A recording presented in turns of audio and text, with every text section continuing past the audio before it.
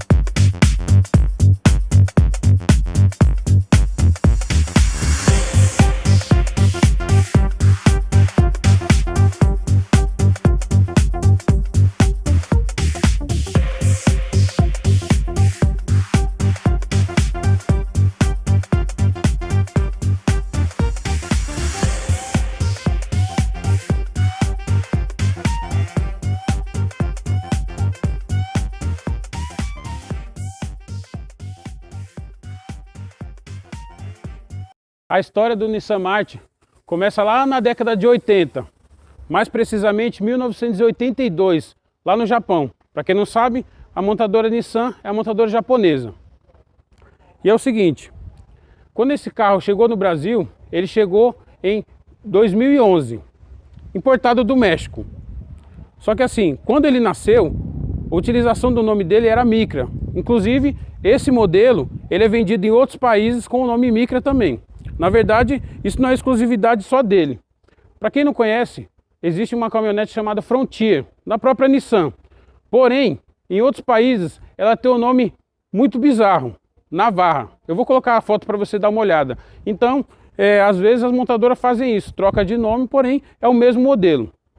Ele começou a ser fabricado no Brasil em 2014, mais precisamente na planta de Resende, no interior do Rio de Janeiro. E olha, ele ficou bem mais bonito do que quando ele chegou aqui, em 2011. Na verdade, ele chegou em quarta geração. Já existe uma quinta vendida lá na Europa, ainda não chegou no Brasil, né? Segundo a montadora, ela fez uma nota em janeiro de 2020, falando que esse carro ia sofrer um facelift. Então, provavelmente, essa versão não vai vir. Mas ficou bem mais bonita do que quando ela chegou em 2011. Ainda falando da versão 2011, era uma versão bem polêmica. Por quê? Quem adquiria esse carro pensando que era tecnologia totalmente japonesa, se enganava. O motor 1.0 16 válvulas era oriundo do Clio, ou seja, esse motor era o motor Renault. Na verdade assim, a Nissan e a Renault fez uma parceria em 1999, trabalhando em conjunto. E em 2002, o March foi construído na plataforma do Clio. Ainda falando da lateral desse carro, muita coisa mudou desde o seu nascimento. Ele era mais quadrado, com umas linhas mais retas. Com o passar dos anos ele foi ficando mais aerodinâmico, um pouco mais arredondado. Bom, as maçanetas e a capa do retrovisor é branco. Porém, não tem repetidores de seta aqui. Que pena, né? Porque alguns dos seus concorrentes já têm. A coluna é preto fosco. Na verdade deveria ser preto brilhante, né? Para dar o efeito de um vidro só. E outra coisa, na roda traseira não tem freio a disco nem na versão topo de linha, que é a SL. Na traseira, pouca coisa mudou. Na verdade, o que mudou foi a lanterna foi redesenhada e o para-choque também.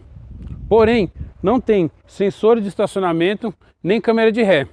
Câmera de ré só vem na versão SL, que é a topo de linha. Mas tem esse spoiler traseiro aqui que é muito bonito, eu particularmente gosto. Tem o backlight, tem aqui o esguicho para poder lavar o vidro de trás, então tem bastante coisa assim que ajuda para quem está dirigindo. E é o seguinte, vamos conhecer esse porta-mala.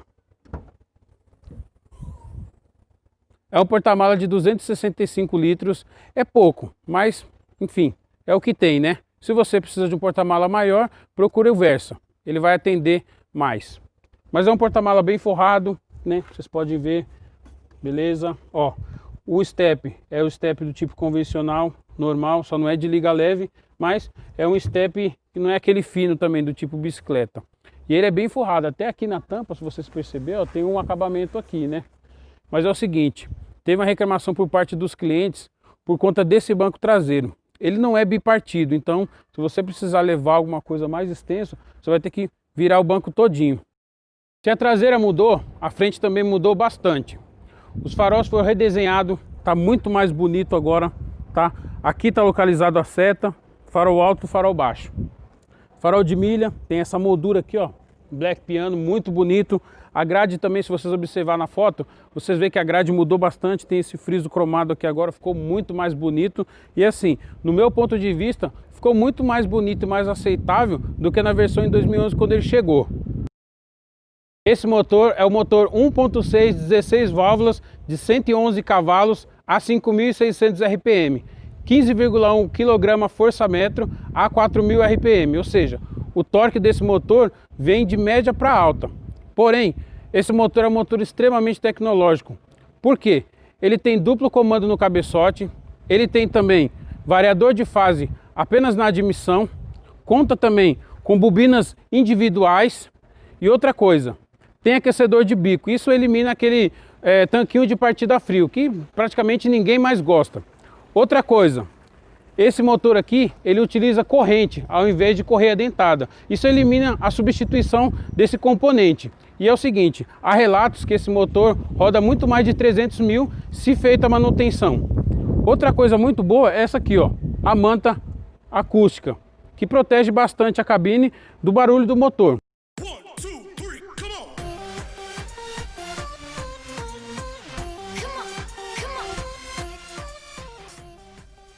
Chegamos agora na parte interna do carro.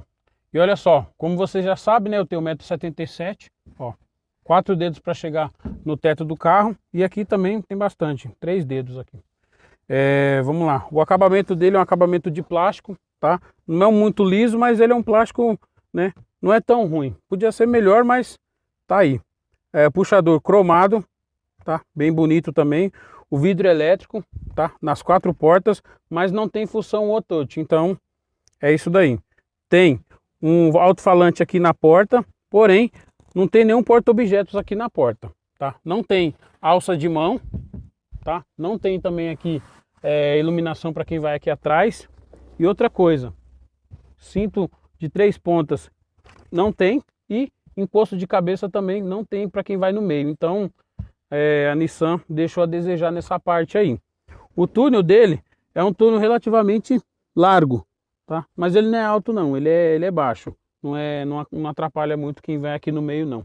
Tem esse porta-garrafa aqui, o pessoal pode estar utilizando, mas o único porta-objeto que tem aqui atrás é esse. E tem o porta-revista aqui, tá? Apenas nesse banco. No banco do motorista aqui não tem.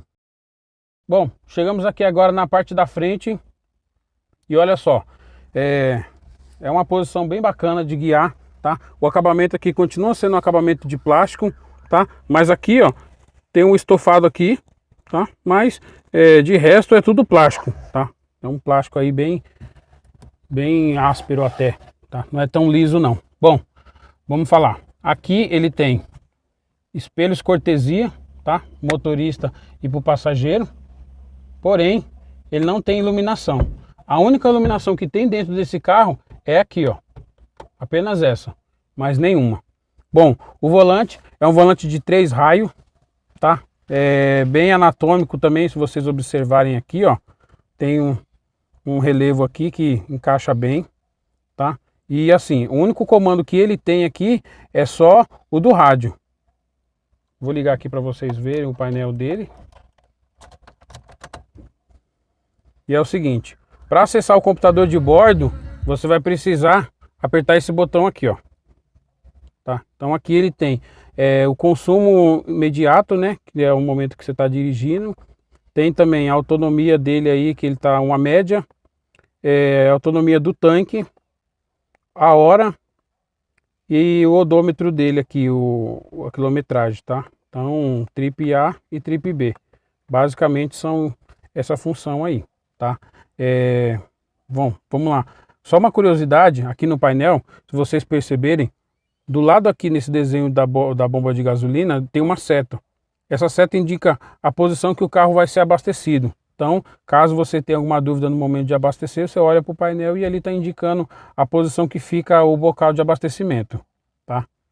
E assim, esse rádio aqui é um rádio que é LMP3, tá?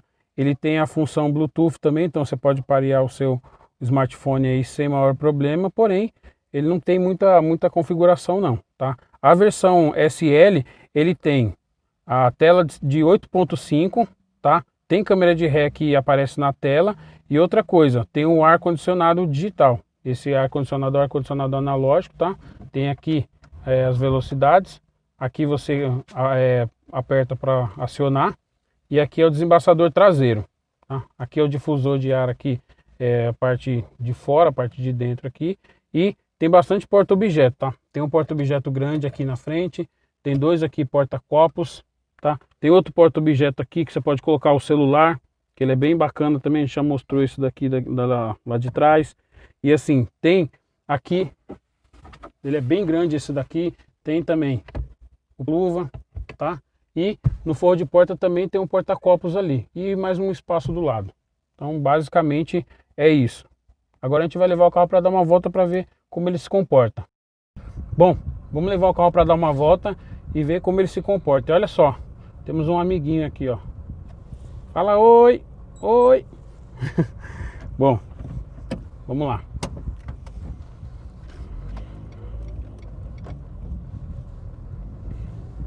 Bom, vamos começar falando um pouco do consumo desse carro, tá? O consumo dele é um consumo muito bom, tá? É um motor, como eu falei, ele é bem tecnológico, então ele tem médias assim bem bacana. Vamos falar a gasolina, tá? No trecho urbano, ele faz média de 11, tá? E na estrada, ele faz 14. Agora, no álcool, é um pouquinho pior, tá? No trecho urbano, ele faz 7 e na estrada, ele faz 10. Então, não sei se compensa tanto assim rodar no álcool pela economia do valor, né? Mas, enfim, é de cada um aí. Outra coisa, ele tem as medidas bem tranquilas, tá? Como ele é um carro compacto, então você não vai ter muito problema com achar vaga para estacionar, enfim. Ele tem 3,82 m de comprimento, tá? Ele tem 1,67 m de largura e 1,52 m de altura. Então, né, é um compacto aí bem... Ele é pequeno, né? Um carro pequeno. Bom, o que eu posso falar desse carro aqui? Ele tem um câmbio automático, né? Câmbio CVT. O que quer dizer a sigla CVT? É transmissão de variação contínua, né? Através de duas polias, eles fazem essa leitura por sensores para poder mandar informação para o câmbio para mostrar qual é a relação ideal ali. Porque, diferente de outros câmbios automáticos, esse câmbio CVT ele não tem simulador de marcha. Qual o comportamento desse câmbio? Quando você acelera, ele sobe o giro, tá? E a velocidade vai subindo gradativamente. Diferente de outros câmbios que sobe o giro até, sei lá, 6.000 rotações, desce, depois sobe de novo, simulando como se fosse uma troca. Esse aqui ele não tem troca, ele é variação contínua, então é um câmbio bem confortável. Tem muitas pessoas que não gostam, eu particularmente acho que é um câmbio que ele atende, é extremamente confiável. E uma dica, para quem tem carro automático, galera, pode ser o CVT, e sim, pode ser outro câmbio automático que tenha conversor de torque, faça a substituição com no máximo 40.000 km, tá? Tem muitos relatos aí dizendo que não tem especificado no manual, porém, eu acredito que você não deve pagar para ver, porque um conserto desse câmbio você vai gastar muito caro, tá? Você vai ficar assim, vamos dizer, vou fazer até uma brincadeira, você vai encontrar o kit de bengala se você tiver que fazer manutenção nesse câmbio, porque é extremamente caro, tá? Tem relatos aí que dizem que com 10 mil reais você não consegue fazer. Enfim, pode ser mito, pode ser verdade. Essa semana eu precisei fazer a substituição de óleo do meu veículo. Então eu perguntei pro rapaz qual era o valor. Eu até fiz a simulação de um Honda Civic ano 2008, que é aquele New Civic.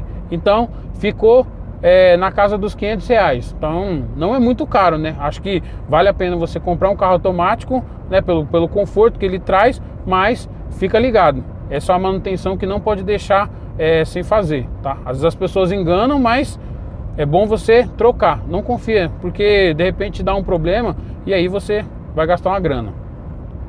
Bom, a relação peso-potência desse carro fica na casa dos 8,8, tá? É muito bom para o tamanho do carro. Ele pesa apenas 995 kg. Então, é um carro que é muito leve. Esse motor, como eu falei, empurra tranquilamente. E é o seguinte, eu recomendo a compra desse carro com essa motorização 1.6, tá? Se você comprar 1.0 aí, talvez não tenha potência bastante para poder empurrar o carro aí, né? Até empurra, mas é como eu falei, se você tiver a opção de comprar, 1.6 é melhor. E também com essa versão automático, né? Que é mais confortável. Então, eu gosto muito desse carro. É um carro que ele tem uma pegada bem bacana.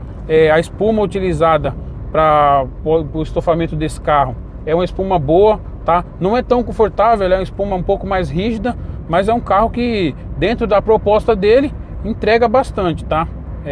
Tem alguns concorrentes aí como o Onix, por exemplo, que não tem esse conforto.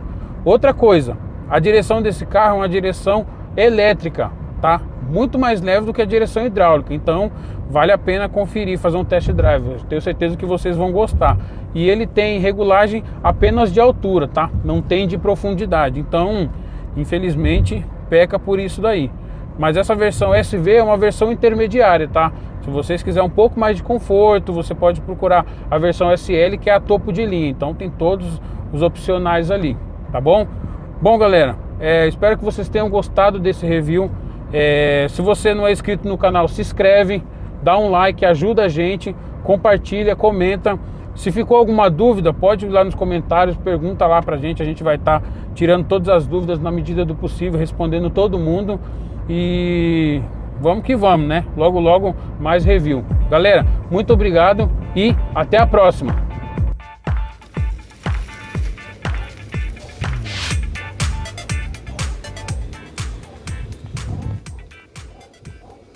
Eles passam despercebido no trânsito. Porém, é um carro bem ágil.